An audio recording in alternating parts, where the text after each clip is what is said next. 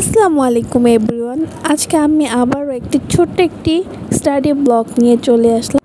আজকে আমরা পড়ব দ্য মিডল ইংলিশ পিরিয়ড। এর সময়কাল ছিল 1066 থেকে 1500 পর্যন্ত। এই সময় ফ্রান্সের নরম্যানরা জার্মানের স্যাক্সনদের পরাজিত করে ইংল্যান্ডটা দখল করে নেয় এবং তাদের উপর ফার্সি ভাষা ও সংস্কৃতি জোর করে চাপিয়ে দেয়।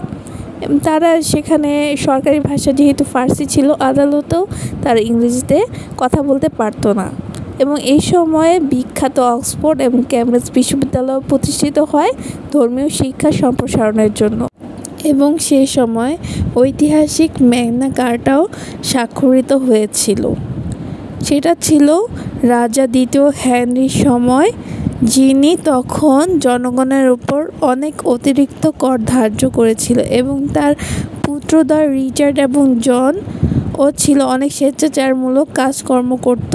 এই জন্য সকল সামন্ত এবং ভূস্বামীগণ সবাই মিলে তারা রাজা জনকে লন্ডনের কাছে রানিমেড নামক এক দ্বীপে তারা বন্দী করে এবং এই চুক্তিতে স্বাক্ষর করতে বাধ্য হয়। এটি একটি অন্যতম সাংবিধানিক দলিল এবং একে বাংলার 6 দফার সাথে তুলনা করা যেতে পারে। এবং এই সময় 1295-এ ইংলিশ পার্লামেন্ট এস্টাবলিশ হয় এবং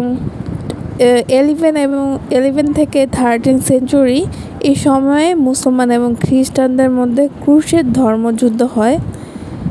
এই ধর্মযুদ্ধটা ছিল পবিত্র ভূমি জেরুজালেম ও কনস্টান্টিনোপলের অধিকার নেওয়ার জন্য। খ্রিস্টানরা মুসলমানদের বিরুদ্ধে যুদ্ধ করে এবং 1337 থেকে 1453 পর্যন্ত ইংল্যান্ড এবং ফ্রান্সের মধ্যে শতবর্ষ যুদ্ধ হয়েছিল। ইংল্যান্ডের রাজা তৃতীয় এডওয়ার্ড ফ্রান্সের সিংহাসন দাবি করলে এই যুদ্ধ শুরু হয়। 1492 সালে ইতালীয় নাবিক ক্রিস্টোফার কলম্বাস আটলান্টিক